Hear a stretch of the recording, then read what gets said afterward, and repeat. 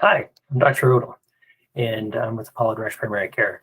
I want to talk to you today about something that's near and dear to my heart, and it's something that talks about dementia. This is Loretta. She was a good friend of mine, and as she aged, she started becoming more and more confused.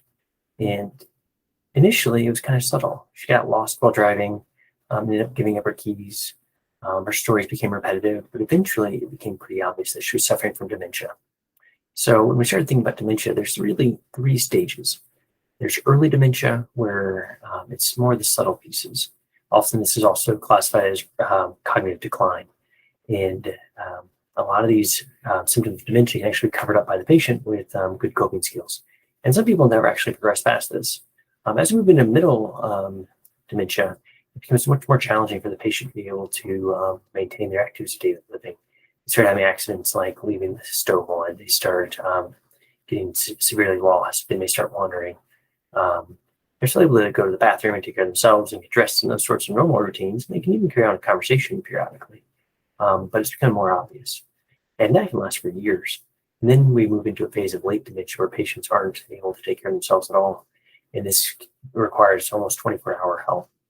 And that has a phase where eventually it becomes to where the patient stops eating. And it's important to kind of discuss these pieces because when we're thinking about medical care, it's really critical to think about what that means and what kind of decisions they can make. And that leads into oftentimes nursing homes and specifically into something called capacity. Now, capacity, when discussing in medical terms, is specifically referring to a patient's ability to understand the consequences of their decisions. And in dementia, that can definitely become a spectrum of their ability to make those decisions. And this is understanding that if I get this therapy, what will happen to me? Things like that. So it's really important to be able to have that because once you have capacity, you're able to make your own decisions. But once you lose capacity, you're not able to make those decisions. It's important to understand who makes those decisions for you. So that's a really important question. And in Idaho, there's actually a pretty easy layout. This is similar for most places. The first thing is that if there's a court-appointed guardian, they're going to be the first decision maker. And that'll be usually when there's no family or anyone else that can help make those decisions for the patient.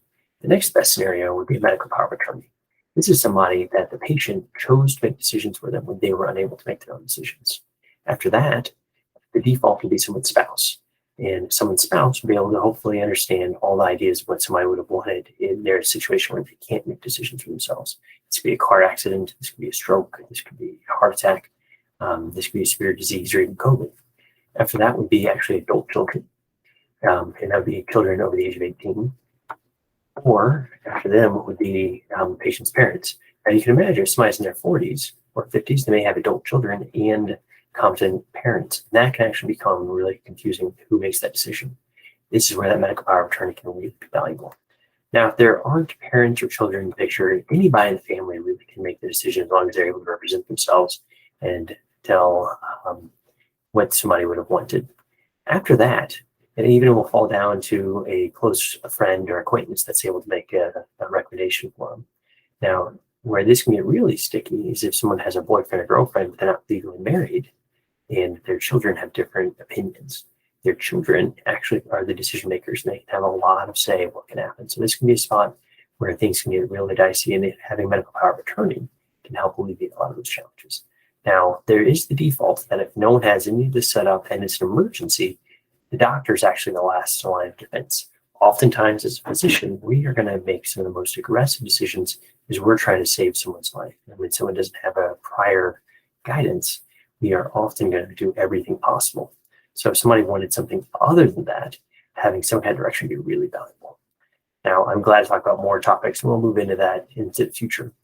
But if you want to hear more or you want to talk to me, so subscribe to our channel. Also, take a look at our website, www.apollodpc.com. Have a great day.